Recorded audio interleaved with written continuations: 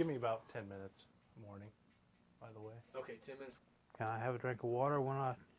Go ahead. Okay, my name is Ben Batten, and I'm interviewing Dale Vold for the History 499 Vietnam War Veteran Oral History Project.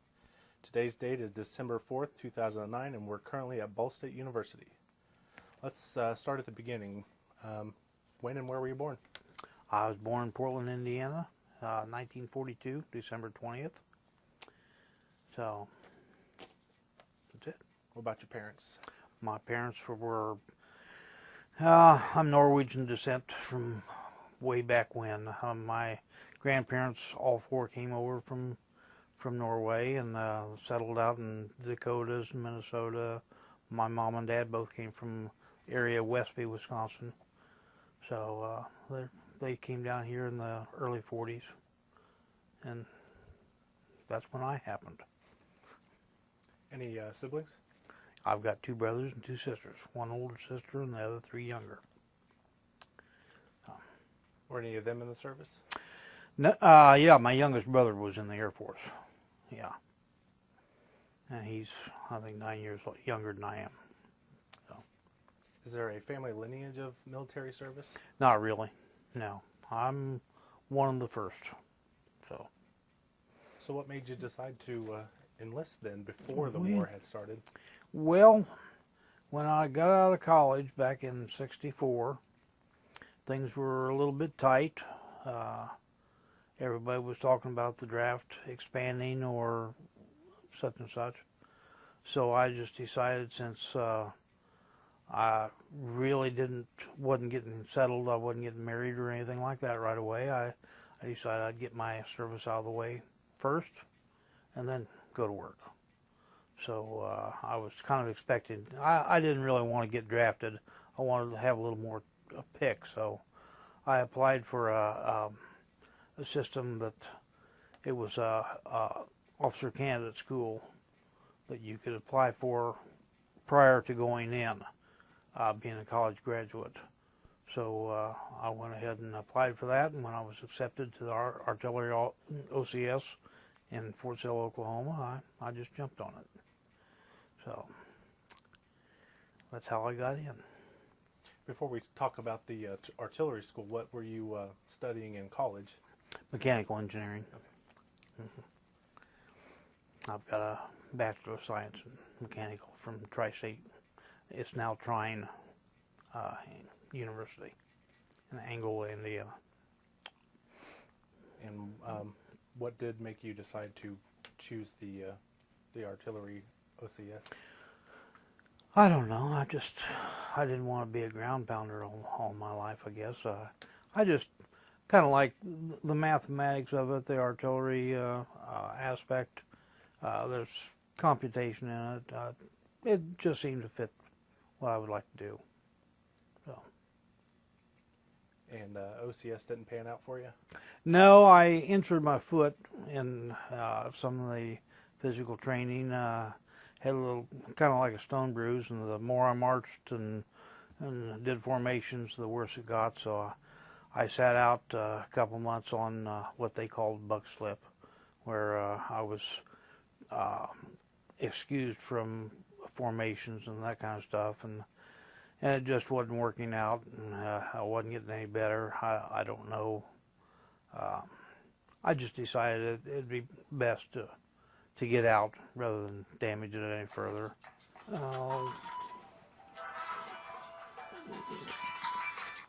me just turn that off, excuse me. I was going to turn that off before I came in, I'm sorry.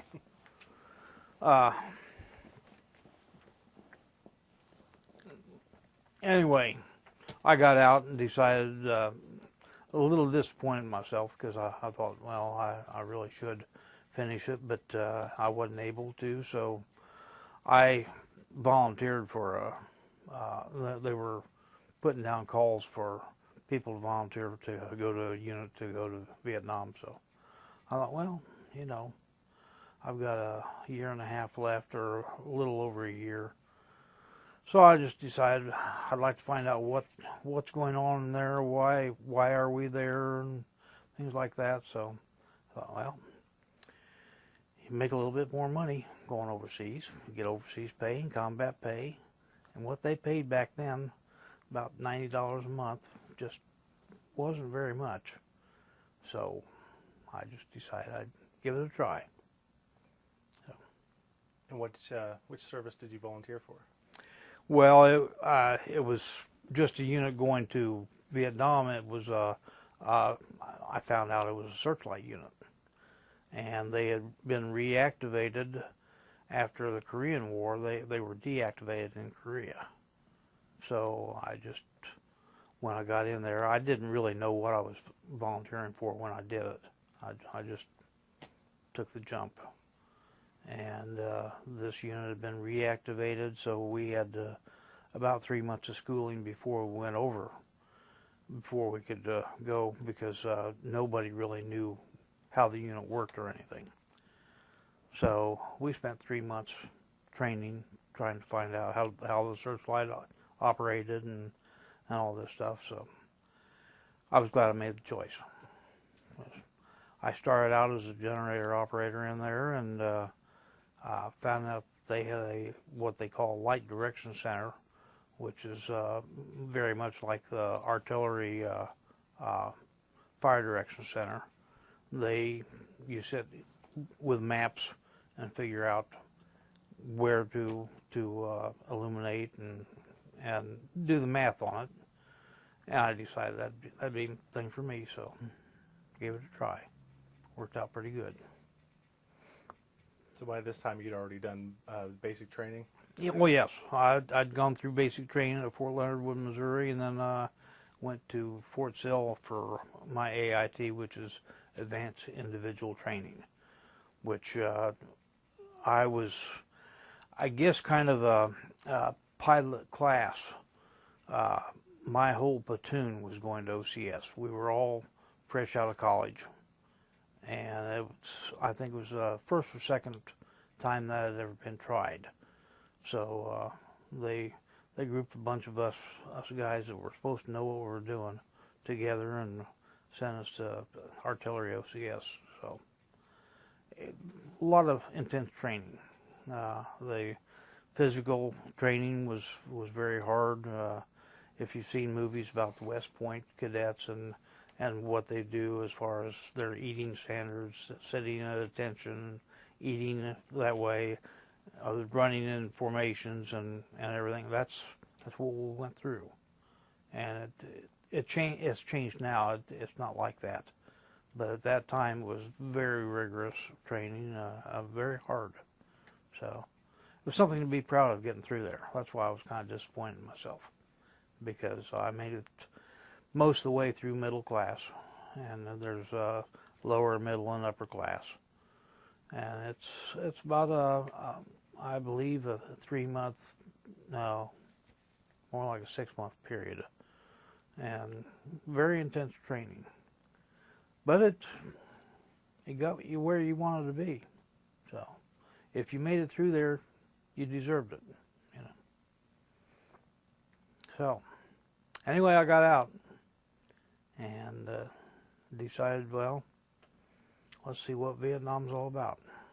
So, well, before we head to Vietnam, I wanted to go back a little bit, right around boot camp, basic training. What's going through your mind when you're heading to boot camp for the first time?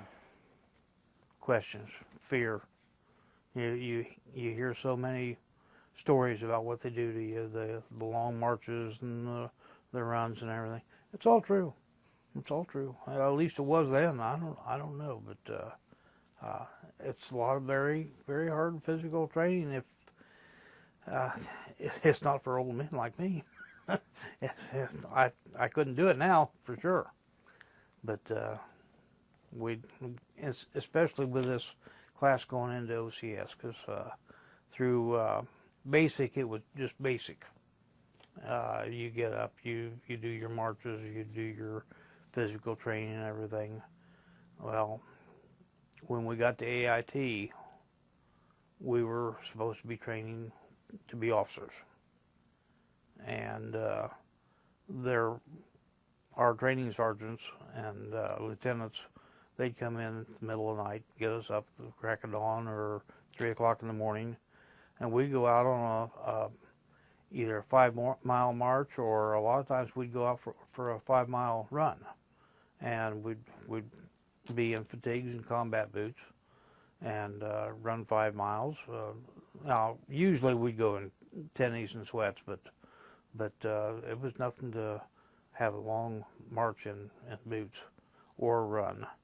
And a lot of times they'd get us 2-3 miles out, and they'd stop and do calisthenics for half an hour, and then finish the run back, and half an hour after we get back, we'd be ready for inspection. So it was very rigorous. In fact, it was AIT, which was much harder than OCS itself. When we got to OCS, they were expecting classes there of people that had been in the service, had been deciding to go for their officer bar. They'd been non-commissioned officers or training sergeants, something like that, that weren't in near the shape that we were in.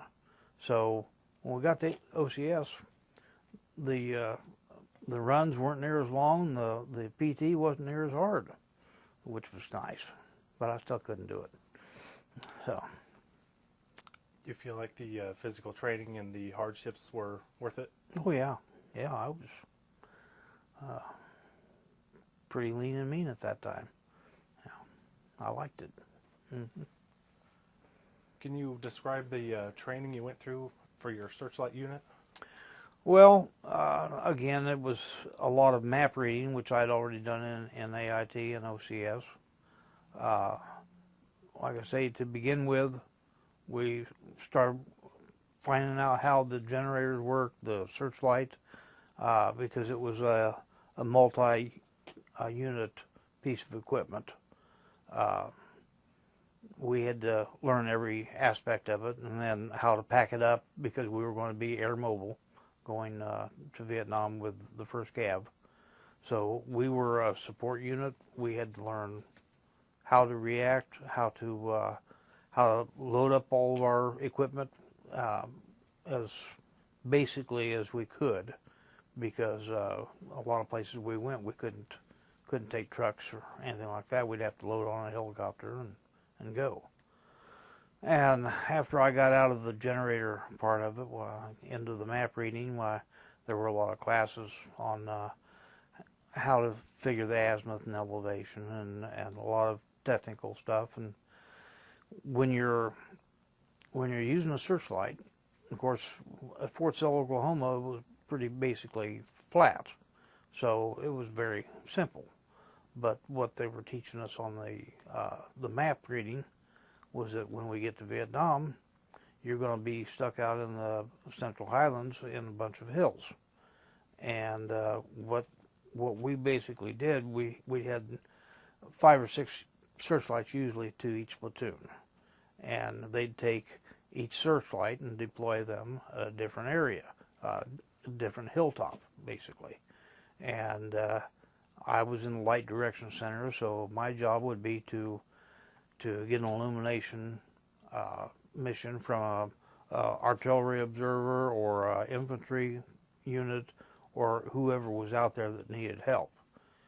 And of course, I would have to take a look at the map and look at the topography of the land, find out where is the enemy concentration, and among the different searchlights that I had plotted on my maps, who would be able to illuminate that position, because it may be down in the valley, it may be on the other side of the hill that I couldn't see, so we'd have to know the lay of the land. And then my job in training was to find which light was able to do that. And there were times when we couldn't. But generally, that Searchlight, it had a range of about 10 miles with 150 million candle power. So it would light things up. And that's what we had to learn about, how to do it. And so after your training there, did you go to Vietnam from there? Yes, yes. Right from Fort Sill, we finally went out to Oakland, California, and left on the USN Gordon, which was a troop ship. I think it was a recommissioned merchant marine. I'm not real sure, but we were several hundred troops over capacity, from what I understood. But we spent about, I'm not real sure, because we had to stop over to get fuel and water and supplies. And then when we got to Vietnam, we spent several days in Quy Nhon Harbor waiting to land. So it was around 15 to 20 days from the time we left Oakland before we landed. Like I say, we had a lot of dead time there. We were just sitting around, which was tough. That was going to be my next question. Was it similar to going to boot camp, or was it even worse, the feelings? It was worse. Because there especially when we got to Quy Nhon Harbor, the harbor smells.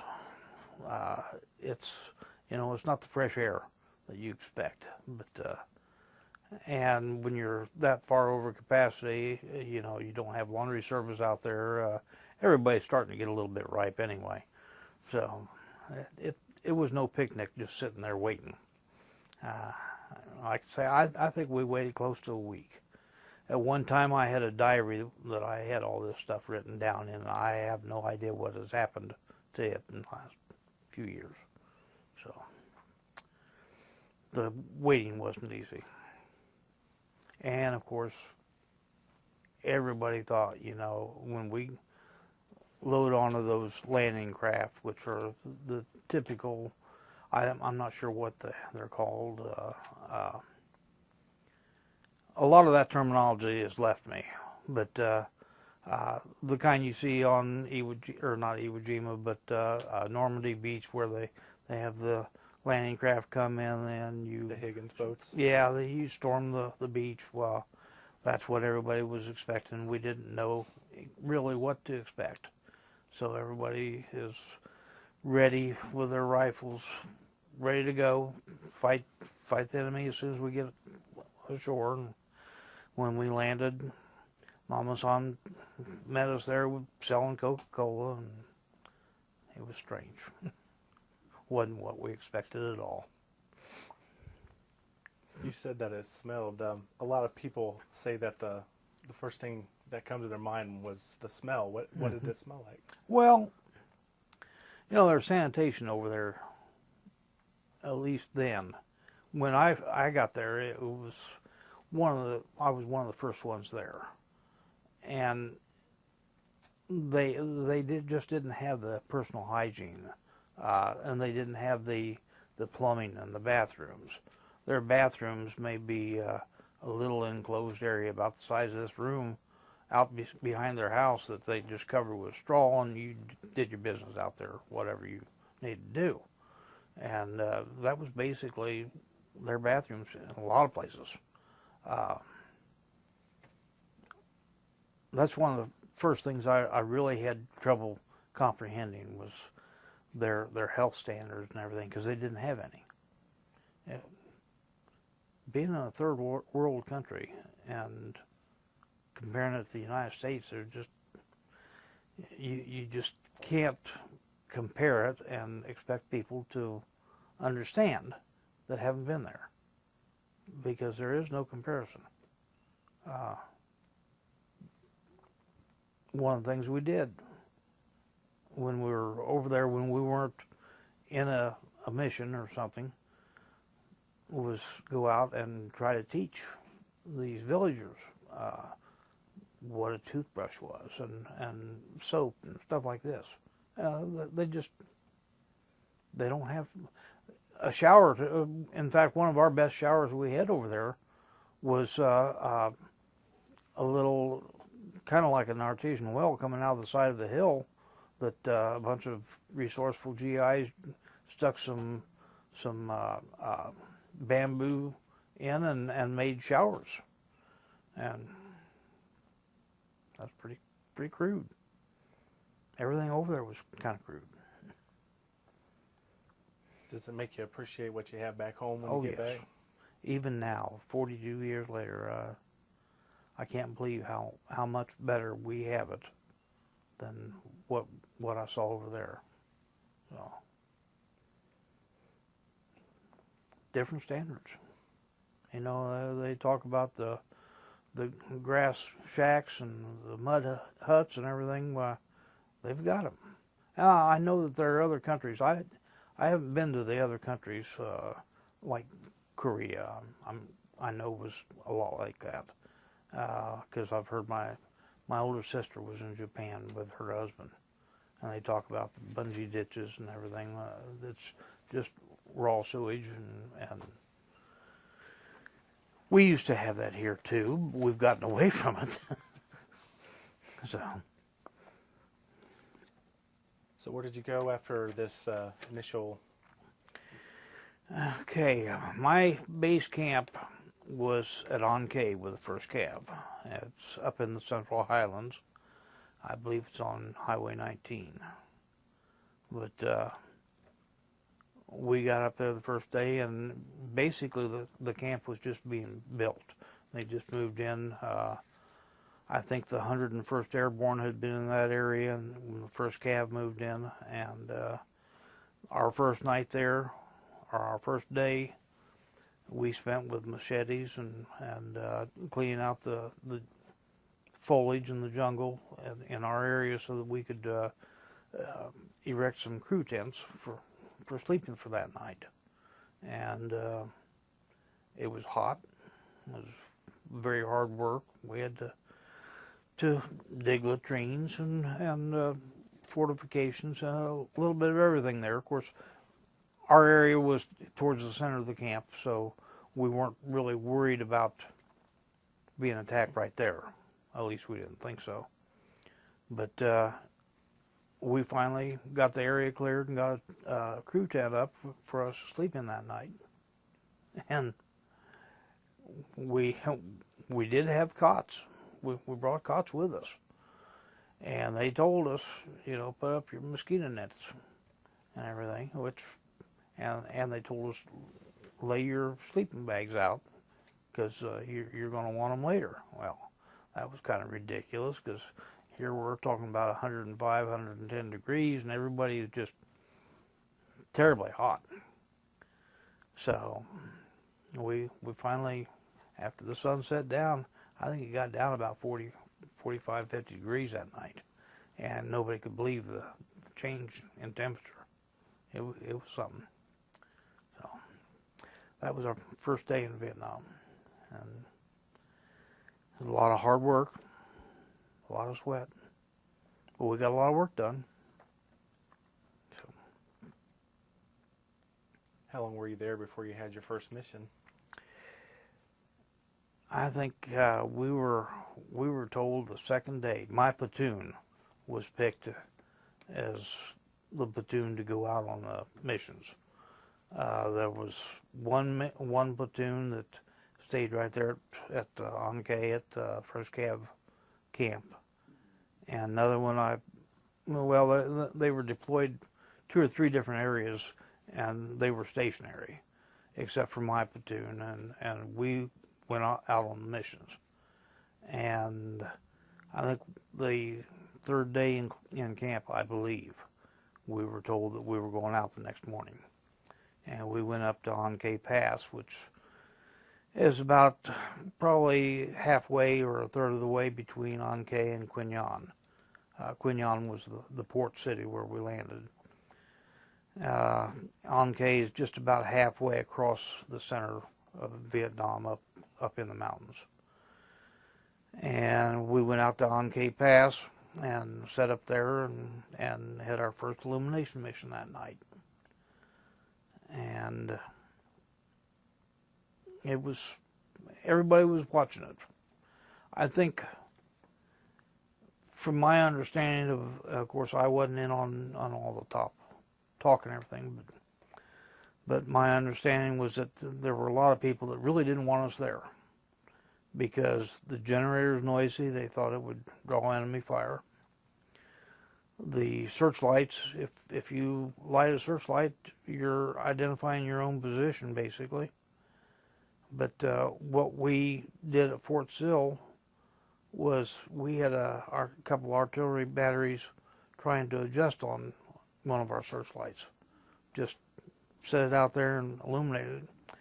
And it's so brilliant that, you know, it's hard to hit because you think it's right here and it may be 10 miles away. Well, you know, if you've got a cigarette lit, a sniper or anybody can pretty well adjust on that because it's right there. But a searchlight, we went a long time before we had a searchlight hit over there, which really surprised us.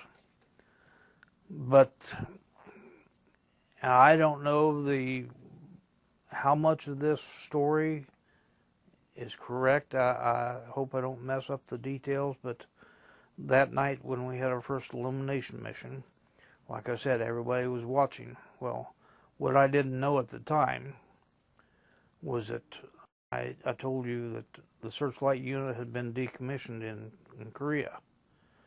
Well, the night, if you've ever seen the movie Pork Chop Hill, it was a battle in Korea where they used the searchlights. And the guy that called down the coordinates for the searchlight, which was the job that I did, he called the wrong ones in and illuminated our own troops, and they were annihilated. So after that, they were decommissioned, and the first time a searchlight had been used in battle was that night that I called the mission in Vietnam. Of course, I didn't know this at the time, or I would have been nervous as hell. Excuse the French. But I learned that about a week later, and it made me nervous all over. But I think we did a good job. We had a lot of good missions. My platoon spent most of our time out in the field. We got to the point where we really would rather be out in the field, because when we go back, we'd have to stay on inspection and clean up and all that good stuff, and that wouldn't. And we'd also have to pull KP and guard duty, and you know, when we were out in the field, we were pretty much in charge of things. We had to be, and we had to be conscious of what was going on all the time. So, how long of stretches did you guys go out for at a time, and how often? It depended. It just depended on the mission, because, well, after the On-K Pass, we went back into camp. We deployed, I think, to Ben K. And a lot of those missions we'd go out on for maybe a week, 10 days, then we'd come back. The next one was right around Thanksgiving time, and in '64 we went up to Pleiku to the Idrang Valley, and that was the first major offensive of the war, I think, and it was very intense. That's the one that well, the Mel Gibson movie, We Were Soldiers, that's very close to real, very good.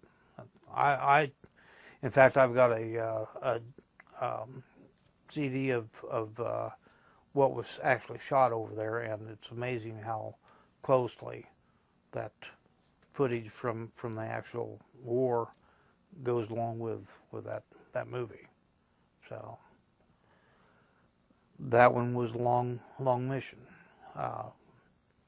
When we got back off that, in fact, that's where I spent my first Thanksgiving over there. But when we got off that one, then in February, we went on another one that I think it lasted close to a month, and that was up at Bong Son. But it just varied, because the ones that my platoon went on, we were just all over the Central Highlands, just hopping around. We would either truck in with 3/4 trucks, or we'd, like I say, be airlifted either by the Hueys or the Chinook helicopters, and once in a while we even got in the Sikorsky, the big flying crane, I think they call it. So. You said you were there doing the mission during Thanksgiving, and I'm sure Christmas is right around the corner. Is that hard to be there for your first holiday, or do you even think about it? Yeah, we did. In fact, we had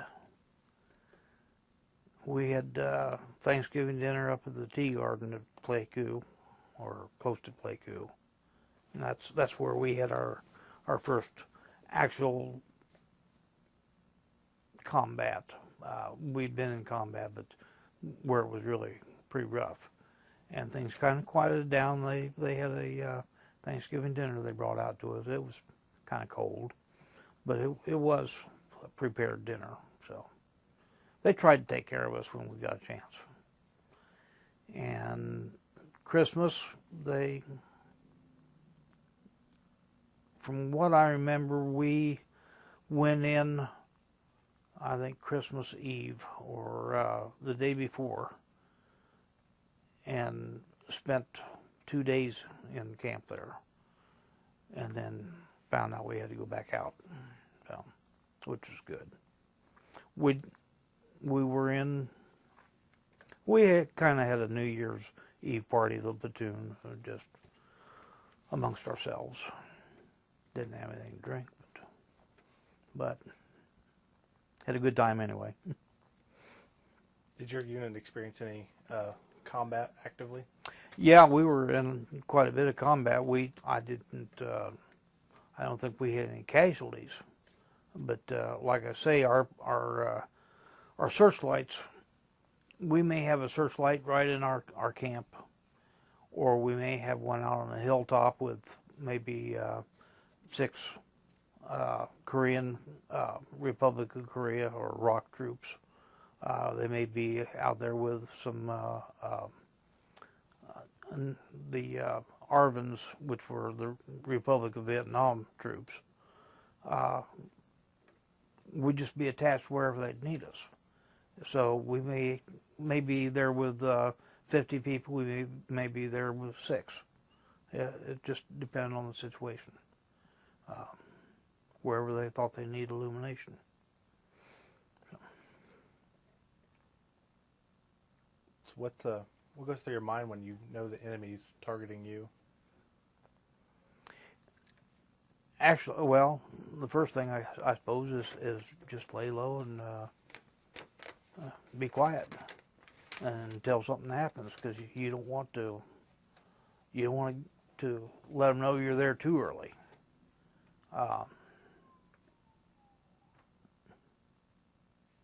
Don't know really how to. In a situation like that, it depends on how intense it is, whether you even think about it. You just, I guess that's the point of the training before you go over, so that you know what you got to do, and you just do it instinctively. Because if you think too much about it, you're going to get scared. Everybody gets scared. If you're not, something's wrong.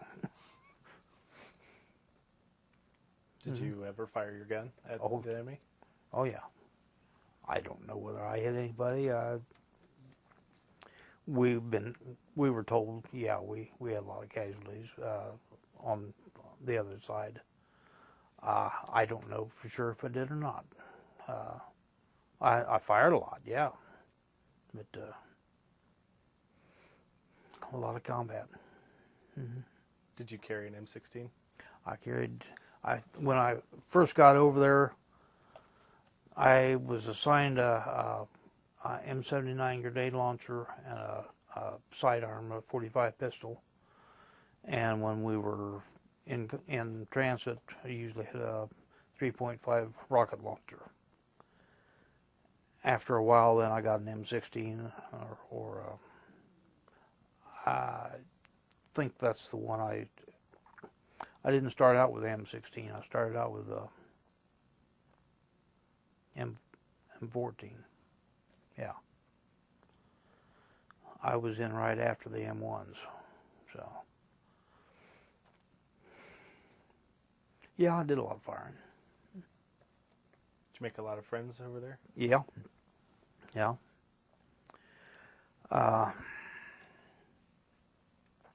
when we were up the Ijang Valley, we'd been up without sleep almost 2 days.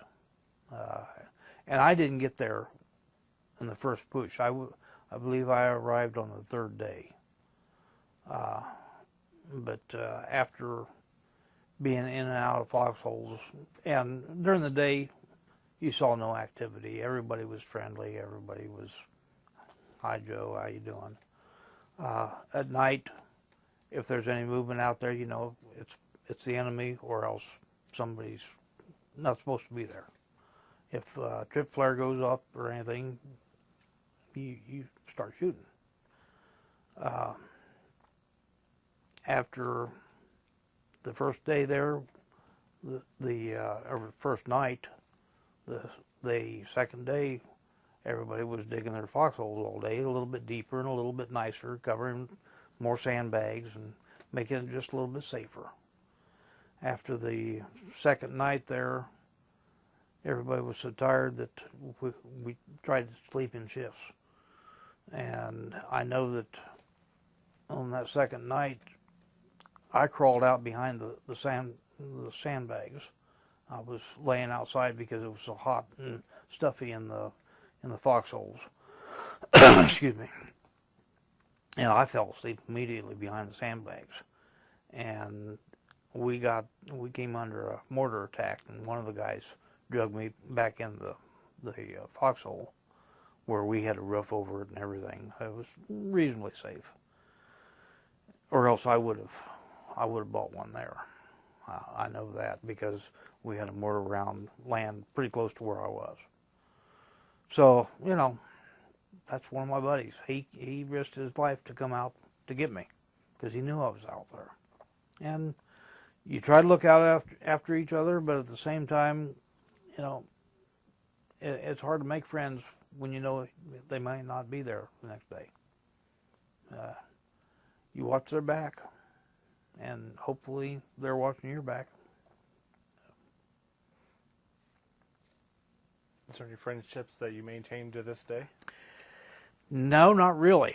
In fact, for the first 35, 36, 38 years, I had no contact with hardly anybody except for the guys that when we first came home, several of us got together, and some guys out in St. Louis that I knew, we'd get together and do different things. Then I didn't run into anybody that I knew from over there until about 3 years ago, 2 years ago. And when I was on this wall project, I started finding out about different people, different ways to get a hold of them. And one day I came home from work and I got a phone call from a guy that I was in OCS with and I was over at Vietnam with. And he found my name on the internet and gave me a call, and we talked for half an hour. And we've contacted each other a couple times since then. But most of the guys I haven't seen or heard from. And now that I'm starting to understand the internet a little bit, I think I'm going to try to get in touch with a few of them. But I'm still a novice at the internet. You still remember a lot of their names, or do you? Oh yeah. Well, and this buddy was, like I say, he was in the OCS class with me, and he sent me a picture of our class, and I could identify all but one of them, and he had identified all but I think 3.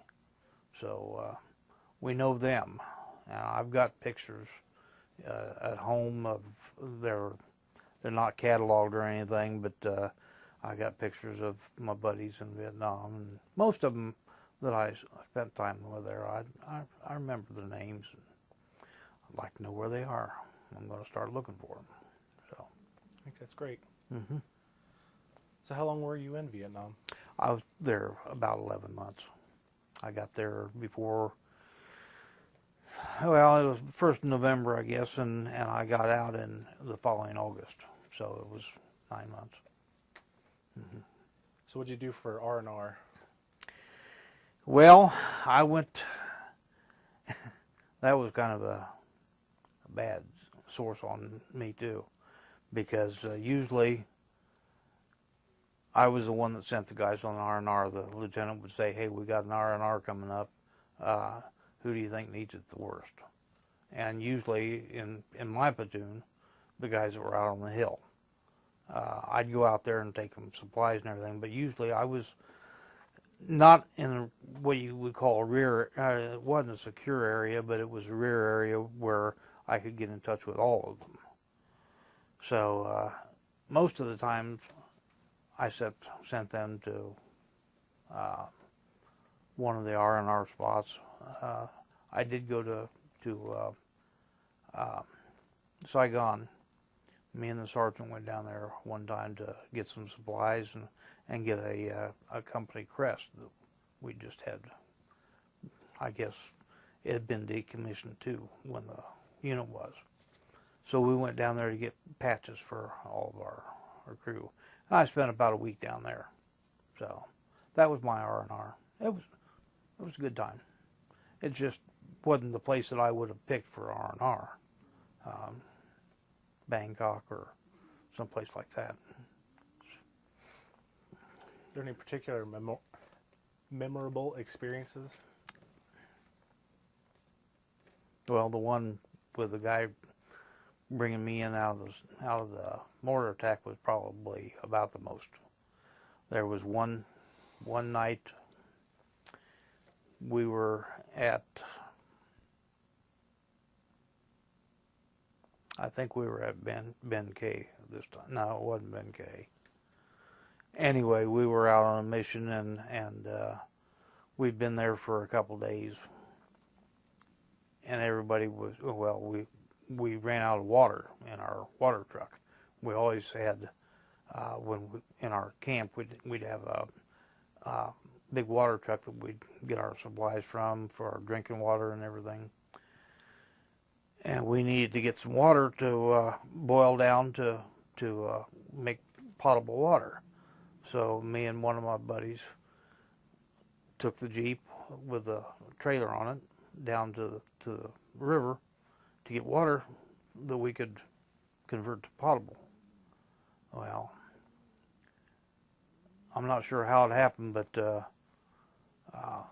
we got stuck out there right at dark.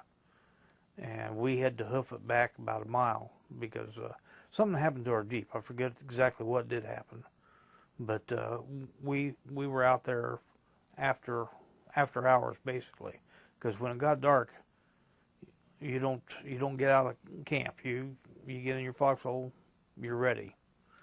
And we were out there in no man's land and got to worrying a little bit about getting back to camp. So that was one of the times when it was a little tense. But do you remember the day that you found out you were done with your tour? Well, I just, my separation date was August 13th. And I could either re-up and if I had re-upped, I would have stayed over there. But I thought, nah.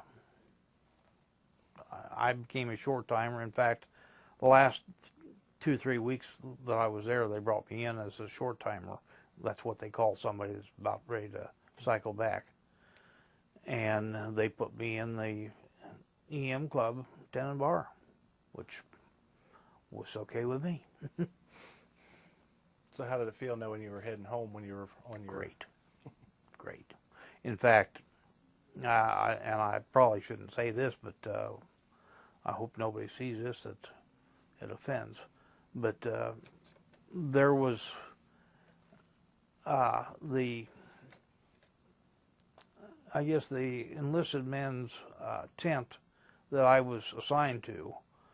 There were a lot of transients in that tent that were either going back or just coming in, and there was a lot of drug problem, which I didn't much care for. I wasn't into the drugs. Over there, it was very easy to get. You'd have kids come up and offer you drugs, but you know, the smoke was, it was a little hazy in that tent at night when everybody would get back from their duties and everything. And I pretty well told the sergeant, I'm not staying in there because there's a lot of drugs in there, and I'm not going to have somebody come in and say, hey, you're not going home because you've been on drugs. So I was real careful about that. And I got in a little bit of trouble standing up to the top sergeant because of that. But I said, hey, I'm not staying in there. They finally let me bunk down in the EM club.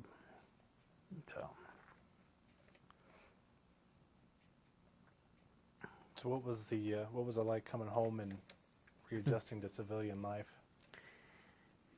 That was hard.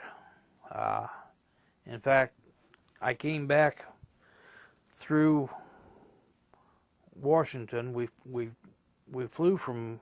I went over on the ship. We flew back out of Pleiku, went through Yokota Air Force Base in Japan, and then up into Washington, and then down to San Francisco to muster out. And I had an aunt and a cousin that lived a cousin in San Francisco, and I spent that first night out up there with her and her family, and then I went down to Los Angeles where I had an aunt, and I stayed out there for I think 9 days before coming back to Indiana, because I was so jittery. I hadn't been in a house for a year. Noises bothered me, and I stayed up with my aunt and talking about family, going over picture albums and everything.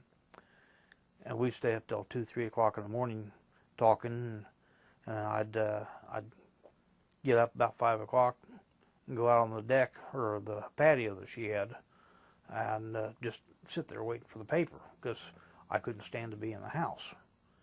And it was 10 days before I got back to Indiana after I mustered out.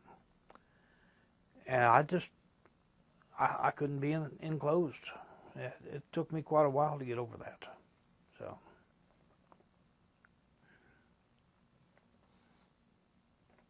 Is there any life lessons you took away from your time in the service and over in Vietnam?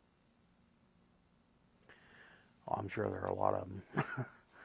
I'm just not sure. I guess pay attention to what's going on around you. And like I said, you don't want to live in third world countries. We've got it awful good here.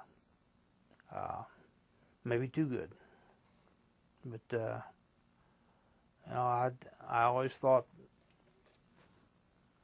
the education I got was good. A lot of places, unless you're, well, I don't know how a lot of other countries, I know a lot of other countries send their gifted students over here to get an education. But we've just got it so good here that it's incomparable. I hope it lasts. Let's not take it for granted, huh? No.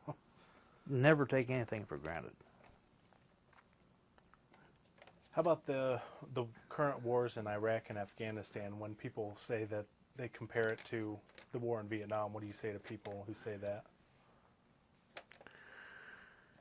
Well, I guess, Vietnam was a political war.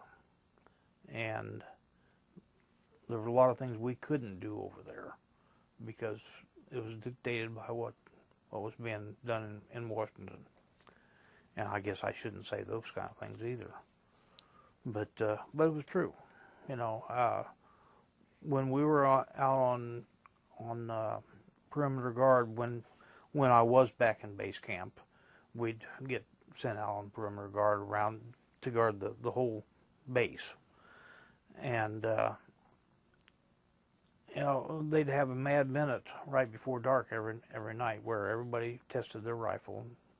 But after that, unless you were given orders to fire, if you fired your rifle, you paid for the rounds.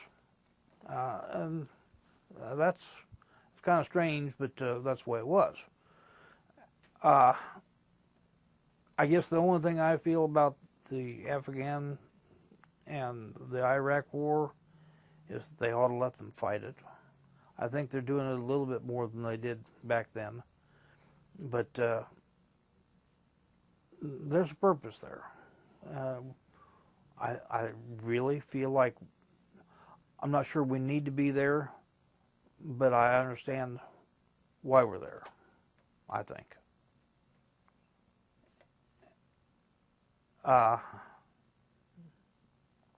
Again, I shouldn't say this. One of the things that I learned when I came back was that the coverage that I was reading or hearing about wasn't anything like what was going on. So I'm very apprehensive, I guess, about what I say about it and what I read about it or see, because nowadays you do see better coverage, actual footage of what's going on, but at the same time, that footage that you're seeing is action shots that make news. Like I was saying, when we were over there, we went out on health missions, teaching missions. Some of that good stuff you don't see. You see the blood and guts, and I think that's wrong. I think people get the wrong idea of what's really going on in a lot of cases. So I need to be more guarded about what I say, because I don't know. Is there anything else you could think of to add that I may have failed to ask?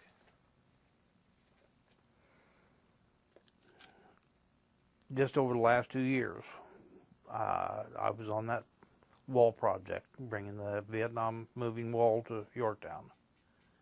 And I've gotten much closer with a lot of my fellow veterans. I'm a member of the Legion and the VFW and the AMVETS and 48 and a bunch of stuff. And we get together on a lot of different things. And I'm really proud to be kind of an organizer of this. Not an organizer, but one of the guys that does do a lot of these things. We do a lot of helping for veterans. And I've done a lot of fundraising over the last couple of years and have been really surprised at the support that we get from different companies, different people, organizations, and help your veteran. The veterans don't get very much for what they did over there.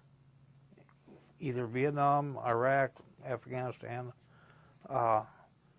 If you get a chance to thank a veteran or to help them, a little guidance. Some of them are real misguided.